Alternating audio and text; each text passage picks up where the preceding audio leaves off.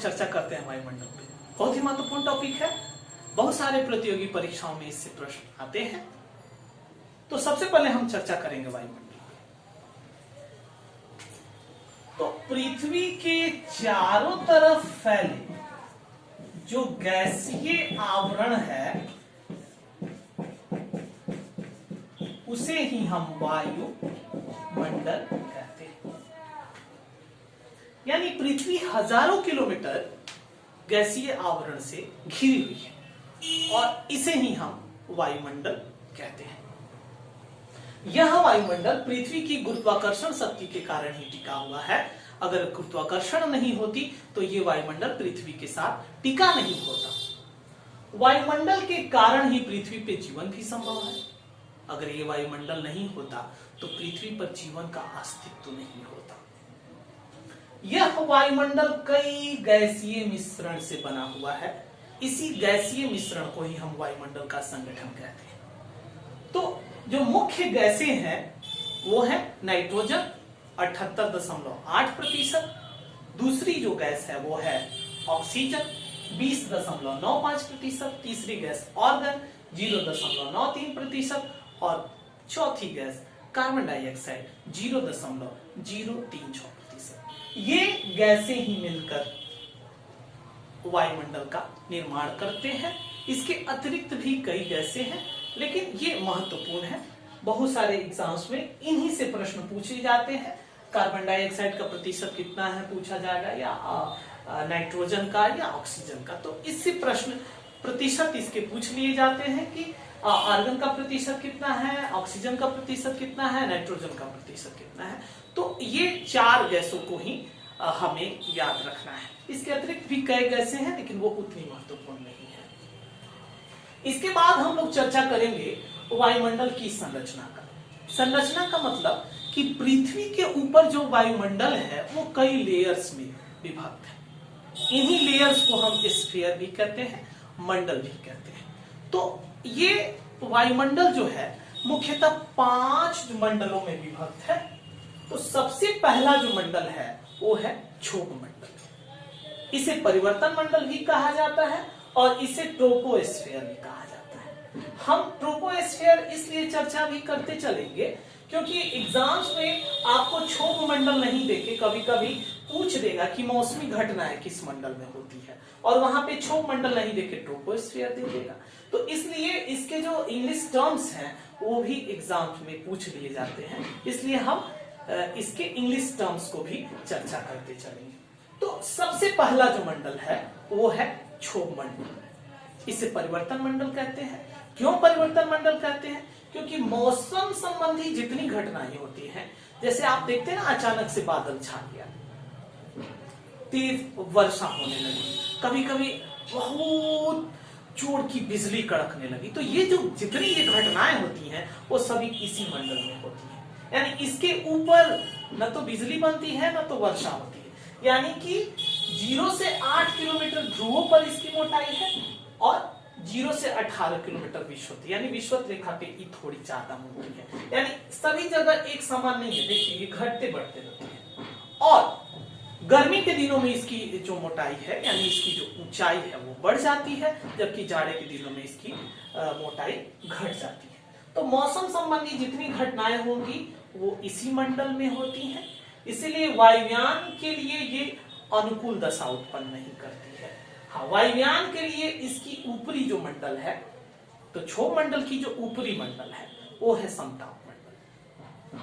समताप मंडल की जो मोटाई है वो ध्रुवों पर अधिक है। देखिए ध्रुवों पर इसकी मोटाई अधिक है, लेकिन जैसे जैसे हम विषुवत रेखा की तरफ जा रहे हैं तो इसकी मोटाई जो है घटती जाती है। कभी कभी विषुवत रेखा पे ये समाप्त हो जाती है, यानी कि बहुत कम मात्रा में इसकी अस्तित्व मिलती है। समताप मंडल की विशेषता ये है कि यहाँ मौसमी संबंधी कोई घटनाएं नहीं होती, जिसके कारण वायुयान और जेट यान के लिए ये अनुकूल दशा उत्पन्न करती है। इसकी ऊपरी परत में ओजोन गैसों की प्रधानता है, O3 गैसों की प्रधानता है, जिसके कारण इसकी ऊपरी परत को ओजोन मंडल भी कहते हैं। यह मंडल बहुत ही महत्वपूर्ण मंडल है इसे पृथ्वी का सुरक्षा कवच भी कहा जाता है, क्योंकि सूर्य से आने वाली जो पराबैंगनी किरणें हैं, यूवी जो रेज है, अल्ट्रावायलेट जो रेज है, वो इसी मंडल में आकर जो यूवी रेज है वो छन जाती है, और छनने के बाद यानी यूवी रेज को ये मंडल अवशोषित कर लेता है, और उसके बाद जो है सूर्य की किरणें पृथ्वी तक पहुंचती है, और ये मंडल का अस्तित्व अगर नहीं होता तो पृथ्वी पे जीवन संभव नहीं होता, पृथ्वी आज जलमग्न हो गई रहती। ये यूवी रेज डायरेक्ट पृथ्वी पे पहुंचते और पृथ्वी के टेम्परेचर को बढ़ाते, साथ ही साथ आंख संबंधी और त्वचा संबंधी जो कैंसर होती है वो यूवी रेज के कारण ही होती है। अभी पृथ्वी का तापमान धीरे धीरे बढ़ना स्टार्ट हुआ है, उसके पीछे का कारण यह है कि ओजोन लेयर में छेद है। लोग बोलते हैं कि ओजोन लेयर में छेद हो गया, तो क्या आसमान में छेद हो सकता है? तो यहां कंफ्यूजन हो जाता है लोगों को कि आसमान में छेद हो गया। देखिए, छेद नहीं हुआ है। होता क्या है कि ओजोन गैसों की जो सघनता है, जो CFC गैस होती है, वो जाके ओजोन गैसों से उनका रिएक्शन होता है, जिसके कारण इसकी जो सघनता है वो कहीं कहीं कम हो गई है, और इसकी सघनता जो है वो दक्षिणी ध्रुव पे ज्यादा घटी है, न कि उत्तरी ध्रुव पे।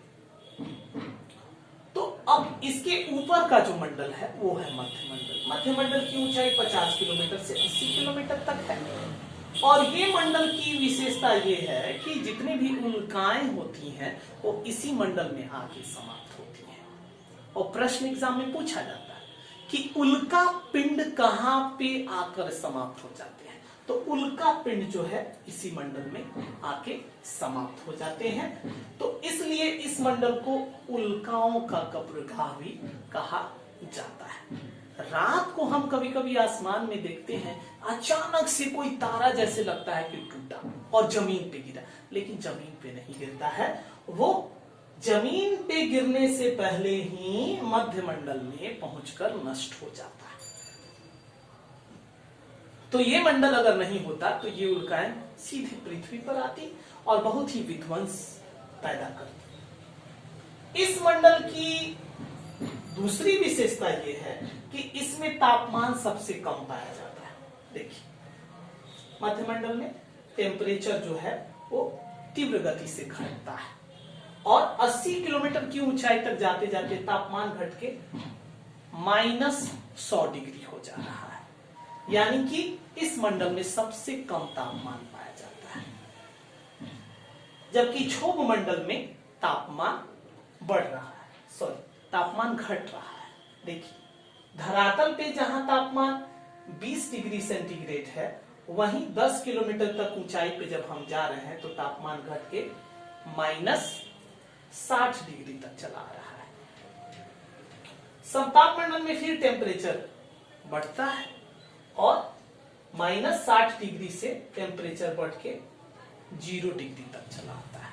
टेम्परेचर बढ़ने का जो कारण है वो ओजोन मंडल है, क्योंकि ओजोन मंडल में अचानक से टेम्परेचर तीव्र गति से बढ़ रहा है। इसके पीछे का कारण है कि यहाँ जो O3 है वो सूर्य की पराबैंगनी किरणों को, सूर्य की से आने वाली अल्ट्रावायलेट रेज को अवशोषित कर लेती है। तो अवशोषण करने के कारण अचानक से यहाँ तापमान में वृद्धि हो जाती है। तो ये रहा टेम्परेचर का ग्राफ। आप देखिए, सबसे पहले टेम्परेचर घट रहा है, फिर टेम्परेचर बढ़ता है, फिर टेम्परेचर घटता है, और उसके बाद पुनः टेम्परेचर लगातार बढ़ता ही जाता है। चलिए फिर चर्चा करेंगे हम आयन मंडल। तो आयन मंडल जो है वो मध्य मंडल की ऊपरी परत है, और 80 किलोमीटर से 450 किलोमीटर तक इसकी ऊंचाई है। आयन मंडल को हम थर्मोस्फीयर भी बोलते हैं, तापमंडल भी इसको बोलते हैं, क्योंकि इसमें टेम्परेचर देखिए यहां बढ़ने लगता है ना। और आयन मंडल की मुख्य विशेषता यह है कि इस मंडल में बहुत सारे धन आयन होते हैं, और जिसके कारण जो रेडियो वेव्स हैं, है ना, पृथ्वी पे से जो रेडियो वेव्स यहां पहुंचती है, फिर वो पुनः परावर्तित होकर आती है, जिसके कारण हम मोबाइल देखते हैं, हम अचानक से किसी को फोन लगाते हैं और बस विद इन सेकेंड जो है अगले साइड से जो है हेलो की आवाज आती है। तो ये कैसे संभव हो सकता है? ये इसी मंडल के कारण संभव हो पाता है। और ऑस्ट्रेलिया में मैच होते रहता है और इंडिया में हम लोग उसका प्रसारण देखते हैं। ये सारी चीजें, रेडियो का जो प्रसारण है या दूरसंचार जो हो पाता है या मोबाइल का जो नेटवर्क कार्य करता है, वो सब इसी मंडल के कारण होता है। दूर संवेदी जो उपग्रह है देखिए, वो इसी मंडल में छोड़े जाते हैं। प्रश्न पूछे जाएंगे कि दूर संवेदी उपग्रह कहाँ छोड़े जाते हैं, तो आयन मंडल में छोड़े जाते हैं। जितने भी रेडियो वेव्स है वो कहां से जाके परावर्तित होती हैं, तो वे सभी आयन मंडल से जाके परावर्तित होती है। अब अंतिम जो मंडल है वो है बाह्य मंडल। इसे बाह्य मंडल इसलिए कहा गया है, देखिए सबसे बाहरी मंडल है, सबसे अंतिम मंडल है, इसलिए इसको एक्सोस्फीयर कहा गया। इस मंडल की खासियत यह है कि यहां सूर्य से उत्पन्न कुछ चुंबकीय प्रकाश उत्पन्न होते हैं, जो चटक बैगनी किरणें होती हैं। इसे उत्तरी ध्रुव पे ऑरोरा बोरियालिस और दक्षिणी ध्रुव पे ऑरोरा ऑस्ट्रियालिस के नाम से जाना जाता है। जब इन दोनों ध्रुवों पर 6-6 महीनों की रात होती है, तो उस दरमियान इस लाइट से वहां का जीवन संभव हो पाता है। इस मंडल में हाइड्रोजन और हीलियम, ये दो गैसों की प्रधानता है, क्योंकि जैसे जैसे हम ऊपर जाएंगे तो हल्की जो गैसें वो ऊपर पाई जाती है। तो यहाँ पे हाइड्रोजन और हीलियम गैसों की सघनता है। और इसकी एक और खासियत है कि इस मंडल में टेम्परेचर तो बहुत अधिक होता है, लेकिन अगर आप यहां जाएंगे तो वो टेम्परेचर आपको अनुभव नहीं होगा। कारण क्या है कि हवाएं यहां बहुत विरल हो जाती हैं, और हवाओं की विरलता के कारण बहुत अत्यधिक तापमान होने के कारण भी तापमान आप महसूस नहीं करेंगे। तो इस प्रकार से आज हम लोगों ने वायुमंडल, उसके संगठन और उसकी संरचना के ऊपर चर्चा किया, और मुझे ऐसा विश्वास है कि आप वायुमंडल से संबंधित जो भी प्रश्न आएंगे वो आसानी से कर लेंगे। तो आज बस यहीं तक, फिर अगली क्लास में अगले टॉपिक के साथ मिलेंगे। धन्यवाद।